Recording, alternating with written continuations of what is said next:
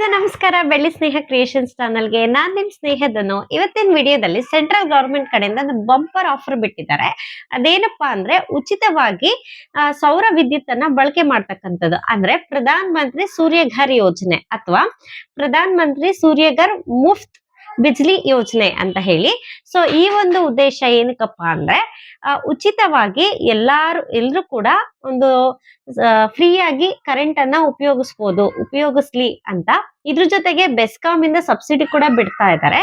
ಹಾಗೇನೆ ಕೂಡ ಇದನ್ನ ಸಿಂಪಲ್ ಆಗಿ ಅರ್ಜಿಯನ್ನು ಕೂಡ ಸಲ್ಲಿಸಬಹುದು. ಸೊ ಇದು ಯಾವ ರೀತಿ ಸಬ್ಸಿಡಿ ಸಿಗುತ್ತೆ, ಹಾಗೇನೆ ಅರ್ಜಿ ಯಾವ ರೀತಿ ಸಲ್ಲಿಸಬಹುದು, ಇದರಿಂದ ನಮ್ಗೆ ಆಗುವಂತಹ ಲಾಭಗಳೇನು ಅನ್ನೋದ್ರ ಬಗ್ಗೆ ಕಂಪ್ಲೀಟ್ ಡೀಟೇಲ್ಸ್ ನಾನಿವತ್ತು ನಿಮ್ಗೆ ತಿಳಿಸ್ಕೊಡ್ತಾ ಇದ್ದೀನಿ.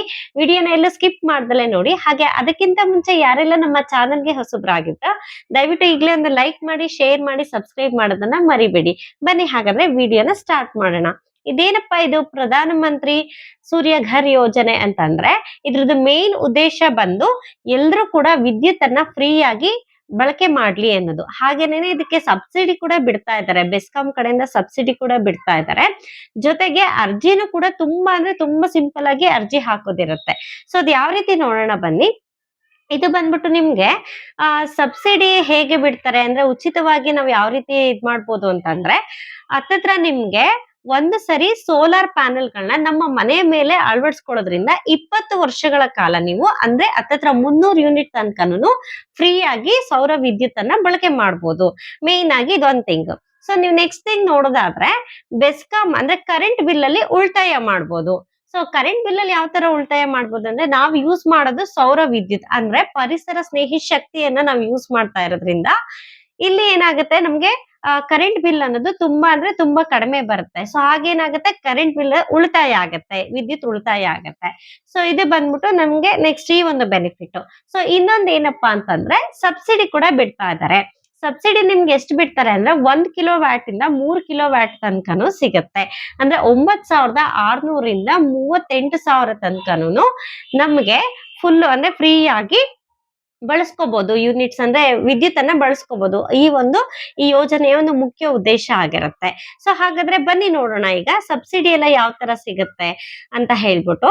ಸೊ ಸಬ್ಸಿಡಿ ಬಂದ್ಬಿಟ್ಟು ನಿಮ್ಗೆ ಸ್ಟಾರ್ಟಿಂಗ್ ಅಲ್ಲಿ ಏನ್ ಮಾಡ್ತಾರೆ ನಿಮ್ಗೆ ಒಂದು ಫಾರ್ ಎಕ್ಸಾಂಪಲ್ ಹೇಳ್ತಾ ಇದೀನಿ ನಾನು. 1 ಕಿಲೋ ವ್ಯಾಟ್ಗೆ ನಮ್ದು ಅಂದಾಜು ಒಂದು ಎಷ್ಟು ವೆಚ್ಚ ಬರ್ಬೋದು ಅಂದ್ರೆ ನಾವು ಸೋಲಾರ್ ಪ್ಯಾನೆಲ್ ಗಳನ್ನ ನಮ್ಮ ಮನೆಯ ಮೇಲೆ ಹಾಕೊಳ್ಳೋದ್ರಿಂದ ಸಾರಿ ಎಷ್ಟು ಬರ್ಬೋದು ಅಂತಂದ್ರೆ ಅದು 60,000 ರಿಂದ 80,000 ರೂಪಾಯಿ ಆಗತ್ತೆ. ಅಂದ್ರೆ ಅಂದಾಜೊಂದು ವೆಚ್ಚ. ಬಟ್ ಇದಕ್ಕೆ ನಮ್ಗೆ ಸರ್ಕಾರ ನಮಗೆ ಒಂದು ಸಹಾಯಧನ ಅಂದ್ರೆ ಸಬ್ಸಿಡಿ ಕೊಡ್ತಕ್ಕಂಥದ್ದು ಎಷ್ಟಂದ್ರೆ 30,000 ತನಕ ಸಬ್ಸಿಡಿ ಕೊಡುತ್ತೆ. ನಂತರ ಇದಕ್ಕೆ ವಾರ್ಷಿಕ ಉಳಿತಾಯ ಎಷ್ಟಾಗತ್ತೆ ಅಂದ್ರೆ ನಮ್ಗೆ ಇಯರ್ ಎಂಡ್ ಅಲ್ಲಿ ನಮ್ಗೆ ಎಷ್ಟು ತನಕ ಉಳಿತಾಯ ಬರುತ್ತೆ ಅಂದ್ರೆ 9,600 ರೂಪಾಯಿ ತನಕ ಉಳಿತಾಯ ಬರುತ್ತೆ. ಅಗೇನ್ ನೆಕ್ಸ್ಟ್ ಬಂದು ನೋಡೋದಾದ್ರೆ 2 ಕಿಲೋ ವ್ಯಾಟ್ ಅಂದ್ರೆ 2 ಕಿಲೋ ವ್ಯಾಟಿಗೆ ಎಷ್ಟು ಬರುತ್ತೆ ಅಂದ್ರೆ ಅಂದಾಜಲ್ಲಿ ನಮ್ಗೆ ಇದ್ರ ಖರ್ಚು ಬಂದು 1,20,000 ರಿಂದ 1,60,000 ತನಕ ಇರುತ್ತೆ. ಸೊ ಇಲ್ಲಿ ಬಂದ್ಬಿಟ್ಟು ನಮ್ಗೆ ಗವರ್ಮೆಂಟ್ ಕಡೆಯಿಂದ ಸಬ್ಸಿಡಿ ಎಷ್ಟು ಬಿಡ್ತಾ ಇದ್ದಾರೆ ಅಂದ್ರೆ 60,000 ತನಕನೂ ಸಬ್ಸಿಡಿ ಸಿಗುತ್ತೆ. ಸೊ ಸಬ್ಸಿಡಿ ನಂತರ ನಮ್ಗೆ ವಾರ್ಷಿಕ ಉಳಿತಾಯ ಎಷ್ಟು ಸಿಗುತ್ತಪ್ಪ ಅಂತಂದ್ರೆ 21,600 ರೂಪಾಯಿ ತನಕನು ವಾರ್ಷಿಕ ಉಳಿತಾಯ ಸಿಗುತ್ತೆ. ನಂತರ ನೀವು ನೋಡೋದಾದ್ರೆ 3 ಕಿಲೋ ವ್ಯಾಟ್ಗೆ. ಸೊ 3 ಕಿಲೋ ವ್ಯಾಟ್ಗೆ ನಮ್ಗೆ ಅಂದಾಜು ವೆಚ್ಚ ನಾವೊಂದು ಹಾಕಿಸ್ಬೇಕು ಅಂತಂದ್ರೆ ಎಷ್ಟು ಖರ್ಚಾಗತ್ತೆ ಅಂದ್ರೆ 1,80,000 ದಿಂದ 2,40,000 ತನಕನೂ ಆಗತ್ತೆ. ಬಟ್ ಇದಕ್ಕೆ ಬಂದ್ಬಿಟ್ಟು ಸರ್ಕಾರ ಅಂದ್ರೆ ಗವರ್ಮೆಂಟ್ ಸಬ್ಸಿಡಿ ಎಷ್ಟು ಬಿಡ್ತಾ ಇದೆ ಅಂದ್ರೆ 78,000 ತನಕನೂ ಸಬ್ಸಿಡಿ ಬಿಡ್ತಾ ಇದೆ. ಸೊ ಓವರ್ ಆಲ್ ನಮ್ಗೆ ಹೇಳ್ಬೇಕಂದ್ರೆ 3 ಕಿಲೋಮೀಟರ್ ಹಾಕ್ಸ್ತೀವಿ ಅಂದ್ರೆ ನಮ್ಗೆ ವಾರ್ಷಿಕ ಉಳಿತಾಯ ಎಷ್ಟು ಬರುತ್ತೆ ಅಂದ್ರೆ 36,000 ತನಕನು ನಾವು ಉಳಿತಾಯ ಮಾಡ್ಬೋದು. ಸೊ ಇದು ಬಂದು ಸಬ್ಸಿಡಿ ಲಿಸ್ಟ್ ಅಂದ್ರೆ ನಮ್ಗೆ 1 ರಿಂದ 3 ಕಿಲೋ ವ್ಯಾಟ್ ತನಕನು ಇದು ಸಿಗುತ್ತೆ ಸಾರಿ ಸಬ್ಸಿಡಿ ಸಿಗುತ್ತೆ. ಅದು ಎಷ್ಟು ಖರ್ಚಾಗತ್ತೆ ಅಂದಾಜಲ್ಲಿ ನಮ್ಗೆ ಎಷ್ಟು ಸಿಗುತ್ತೆ, ಹಾಗೆ ಉಳಿತಾಯ ಎಷ್ಟು ಸಿಗುತ್ತೆ ಅನ್ನೋದು ಗೊತ್ತಾಯ್ತು. ಸೊ ಇದು ಬಂದ್ಬಿಟ್ಟು ನಮ್ಗೆ ಯಾರೆಲ್ಲ ಹಾಕಿಸ್ಬೋದು ಅಂತಂದ್ರೆ ಯಾರ್ಯಾರು ಮನೆಯ ಮಾಲೀಕರು ಇರ್ತಾರಲ್ಲ ಸೊ ಅವ್ರು ಬಂದ್ಬಿಟ್ಟು ಈ ರೀತಿ ಸೋಲಾರ್ ಪ್ಯಾನೆಲ್ ಗಳನ್ನ ಹಾಕಿಸ್ಬೋದು. ಸೊ ನಂತರ ಬಂದ್ಬಿಟ್ಟು ಹಾಗಾದ್ರೆ ಎಷ್ಟು ಜಾಗ ಇದ್ರೆ ಮಾತ್ರ ಇದನ್ನ ಹಾಕ್ಸ್ಬೇಕು ಅಂದ್ರೆ ಮಿನಿಮಮ್ 10x10 10x10 ಚದರ ಇರ್ಬೇಕಾಗತ್ತೆ. ಸೊ ಇಷ್ಟು ಚದರ ಇದ್ರೆ ಮಾತ್ರ ಈ ಒಂದು ಸೋಲಾರ್ ಪ್ಯಾನೆಲ್ ಗಳನ್ನ ಹಾಕ್ಸ್ಬೇಕಾಗತ್ತೆ. ಸೊ ಈಗ ನಮ್ಗೆ ಒಂದು ಬೆಸ್ಕಾಂ ಇಂದ ಸಬ್ಸಿಡಿನೂ ಸಿಗುತ್ತೆ, ಕರೆಂಟ್ ಬಿಲ್ಲು ಉಳಿತಾಯ ಆಗತ್ತೆ. ನಂತರ ಇದು ಸಬ್ಸಿಡಿ ಎಲ್ಲ ಸಿಕ್ಕಿದಾದ್ಮೇಲೆ ಬರೀ ನಮ್ಗಷ್ಟೇ ಈಗ ಎಕ್ಸ್ಟ್ರಾ ನಾವ್ ಏನಾದ್ರು ಇದ್ ಮಾಡ್ತಾ ಇದೀವ ಅಂದ್ರೆ ಈಗ ನಮ್ಗೆ ಎಷ್ಟು ಬೇಕೋ ಅಷ್ಟೇ ಕರೆಂಟ್ ಅನ್ನ ಇದ್ ಮಾಡ್ಕೊಂಡು ಇನ್ನು ಹೆಚ್ಚು ಉತ್ಪಾದಿಸ್ತೀವಿ ನಾವು, ಇನ್ನು ಹೆಚ್ಚು ಕರೆಂಟ್ ನಮ್ಮಲ್ಲಿ ಬರ್ತಾ ಇದೆ ಅಂದ್ರೆ ಅದಕ್ಕೂ ಕೂಡ ನಮ್ಗೆ ಒಂದು ಆದಾಯ ಅನ್ನೋದು ಸಿಗುತ್ತೆ. ಅದು ಹೇಗ್ ಸಿಗುತ್ತೆ ಅಂದ್ರೆ ಇನ್ ಕೇಸ್ ಏನಾದ್ರು ನಾವು ಹೆಚ್ಚುವರಿ ಸೋಲಾರ್ ಪ್ಯಾನೆಲ್ ಗಳನ್ನ ಅಳವಡಿಸಿ ಅದರಿಂದ ಹೆಚ್ಚುವರಿ ವಿದ್ಯುತ್ ಏನಾದ್ರು ಉತ್ಪಾದಿಸಿದ್ರೆ ಅದನ್ನ ನಾವು ಡಿಸ್ಕಾಮ್ ಅನ್ನೋ ಒಂದು ಸಂಸ್ಥೆ ಬರುತ್ತೆ. ಈಗ ಬೆಸ್ಕಾಮ್ ಅನ್ನೋ ತರನೇ ಒಂದು ಡಿಸ್ಕಾಮ್ ಅನ್ನೋ ಸಂಸ್ಥೆ ಬರುತ್ತೆ. ಆ ಸಂಸ್ಥೆಗೆ ನಾವು ಮಾರಾಟ ಮಾಡೋದ್ರಿಂದ ನಮ್ಗೆ ಆದಾಯ ಕೂಡ ತಗೊಳ್ಬಹುದು. ನೋಡಿ, ಇದು ಕೂಡ ಒಂದು ಬೆಸ್ಟ್ ಸ್ಕೀಮ್ ಅಂತಾನೆ ಹೇಳ್ಬೋದು. ಈ ಒಂದು ಸ್ಕೀಮ್ ಅಲ್ಲಿ ನಾವೇನಾದ್ರೆ ಹೆಚ್ಚುವರಿ ವಿದ್ಯುತ್ ಅನ್ನ ಉತ್ಪಾದಿಸಿ ಆ ಒಂದು ಹೆಚ್ಚುವರಿ ವಿದ್ಯುತ್ ಅನ್ನ ಡಿಸ್ಕಾಮ್ ಸಂಸ್ಥೆಗೆ ಮಾರಾಟ ಮಾಡೋದ್ರಿಂದ ನಮ್ಗೆ ಒಂದು ಸ್ವಂತ ಆದಾಯವನ್ನ ತಗೊಳ್ಬಹುದು ಈ ಒಂದು ಸ್ಕೀಮ್ ಇಂದ. ಸೊ ಇದು ನೋಡಿ ಬೆಸ್ಟ್ ಬೆನಿಫಿಟ್ ಅಂತಾನೆ ಹೇಳ್ಬೋದು.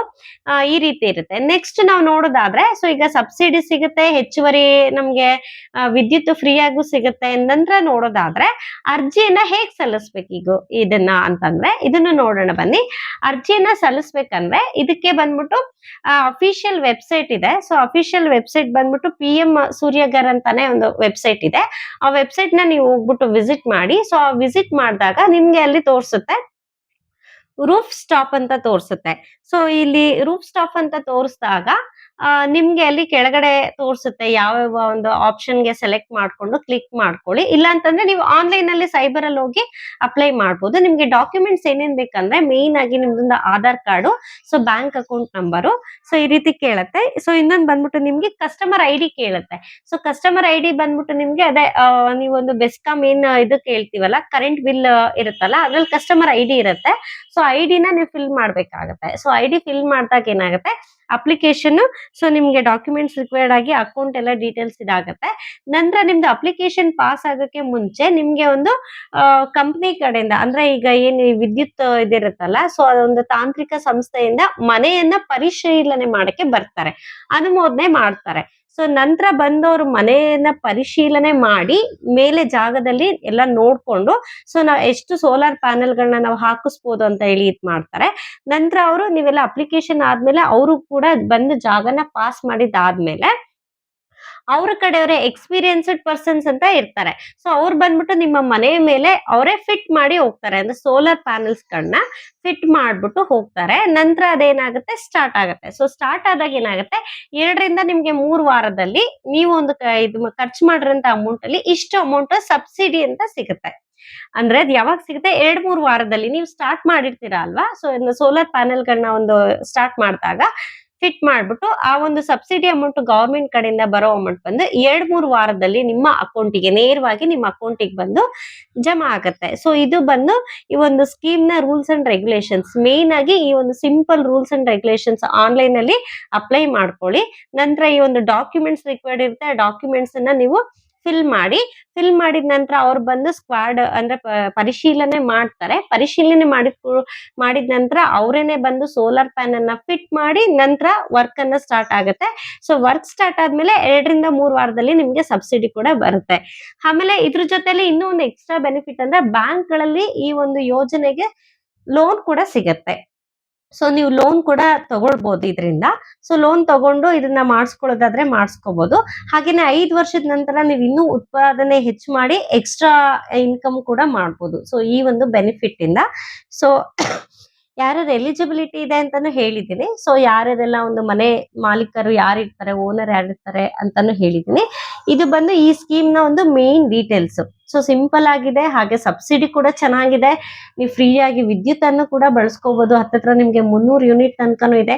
ಆದಷ್ಟು ಈ ಒಂದು ಗವರ್ಮೆಂಟ್ ಸ್ಕೀಮ್ ಗಳಿಂದ ನೀವು ಬಳಸ್ಕೊಂಡು ಸಬ್ಸಿಡಿ ತಗೊಂಡು ಈ ಯೋಜನೆಗಳನ್ನೆಲ್ಲಾನು ಯೂಸ್ ಮಾಡ್ಕೊಳ್ಳಿ ಅಂತ ಹೇಳ್ತೀನಿ. ಸೊ ಇದೇ ರೀತಿ ಇನ್ನಷ್ಟು ಮಾಹಿತಿಗಾಗಿ ನಮ್ಮ ಚಾನೆಲ್ ನ ಸಬ್ಸ್ಕ್ರೈಬ್ ಮಾಡೋದನ್ನ ಮರಿಬೇಡಿ ಅಂತ ಹೇಳ್ತಾ ಥ್ಯಾಂಕ್ ಯು.